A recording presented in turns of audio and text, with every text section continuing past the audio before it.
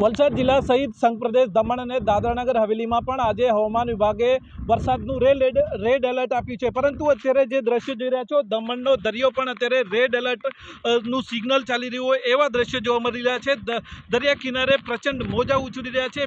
બે માળ સુધી ઊંચા મોજાઓ અહીંયા આગળ દરિયા કિનારે ઉછળી રહ્યા છે, અને કારણે અત્યારે દરિયાનું રૌદ્ર સ્વરૂપ જોવા મળી રહ્યું છે। આપણે જણાવી દઈએ કે ચોમાસામાં દમણ સહિત સમગ્ર વલસાડ જિલ્લાનો 70 કિલોમીટરનો દરિયા કિનારે આવા તોફાની માહોલ જામે છે। આજે બીજની ભરતી હોવાથી દરિયામાં ઊંચા પ્રચંડ મોજા ઉછળી રહ્યા છે।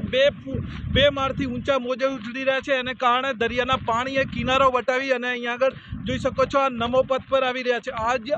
આજે દરિયાદેવ રૌદ્ર સ્વરૂપમાં હોય તેવા દ્રશ્ય જોવા મળે છે। આપણે જણાવીએ કે અત્યારે સંઘ પ્રદેશ દમણ પ્રશાસન દ્વારા છે લોકોને દરિયા કિનારાથી દૂર રહેવાના સૂચનો આપવામાં આવ્યા છે।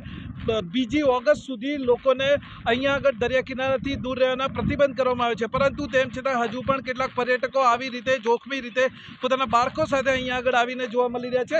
આમ દમણની અંદર અત્યારે જે દરિયામાં જે તોફાની માહોલ જોવા મળી રહ્યો છે એને માણવા અહીંયા લોકો આવી રહ્યા છે, પરંતુ જે રીતે દરિયા કિનારા નજીક જે રીતે પર્યટકો જાય છે તે ખૂબ જોખમી પુરવાર થઈ શકે છે। અત્યારે અહીંયા આગળ પ્રશાસન દ્વારા જે રીતે અહીંયા આગળ લોકોને મનાઈ ફરમાવવામાં આવી છે, સતત છે પોલીસનું પેટ્રોલિંગ કરવામાં ચાલી રહ્યું છે, પરંતુ તેમ છતાં પ્રશાસનના આદેશનો અનાદર કરી અને અહીંયા આગળ લોકો છે એ ભયજનક રીતે દરિયા કિનારા તરફ જઈ રહ્યા છે। ત્યારે ન્યૂઝ 18 ગુજરાતી પણ લોકોને અપીલ કરી રહ્યું છે કે આવા તોફાની માહોલમાં દરિયા કિનારાથી દૂર રહેવું જ હિતાવહ છે। ભરતસિંહ વાડેર, ન્યૂઝ 18 ગુજરાતી, દમણ। દક્ષિણ ગુજરાતમાં વરસાદ આફત બન્યો છે। ભારે વરસાદને પગલે માંગરોળ તાલુકાના સિમોદરા ગામે વરસાદી પાણી ભરાયા હતા।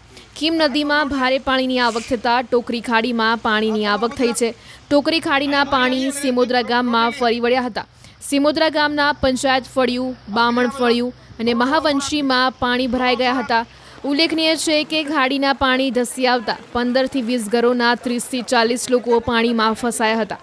જોકે સ્થાનિકો ફસાયા હોવાની જાણ થતાં જ એસડીઆરએફની ટીમ સિમોદરા ગામે પહોંચી હતી અને યુદ્ધના ધોરણે બચાવ કામગીરી હાથ ધરી હતી। સામે આવેલા દ્રશ્યોમાં જોઈ શકાય છે કે એસડીઆરએફના જવાનો દ્વારા એક વૃદ્ધને ઉંચકીને બોટમાં બેસાડી રહ્યા છે, તો આ તરફ માંગરોળ મામલતદારે વોટ્સએપ વોઇસ કોલ મોકલી લોકોને સાવચેત રહેવા સૂચના આપી છે। વાંકલ તેમજ સિકોદરા ગામે બચાવવાની કામગીરી અમારી ચાલુ છે। સિકોદરા ગામ ખાતે અમે અત્યાર સુધીમાં લગભગ 30 જેટલા જનપુરુષો મહિલાઓને બચાવી લીધા છે અને સલામત સ્થળે ખસેડી લીધા છે। અને જે અમારી સાથે વહીવટી વિભાગના મામલતદાર સાહેબ તેમજ તલાટી સાહેબ તેમજ ગામના પ્રતિનિધિઓ, ગામના આગેવાનો અમારી સાથે રહી અમને મદદ કરી રહ્યા છે, અને મીડિયા પણ અમારી સાથે રહી અમારી સમકક્ષ રહીને કામ કરી રહ્યા છે। જે અમે હાલ બચાવવાની કામગીરી અમારી ચાલુ છે, અને ગામમાં અંદરવાળા વિસ્તારમાં પશુઓ પણ સલામત સ્થળે ખસેડવાની પણ કામગીરી અમે કરી રહ્યા છીએ।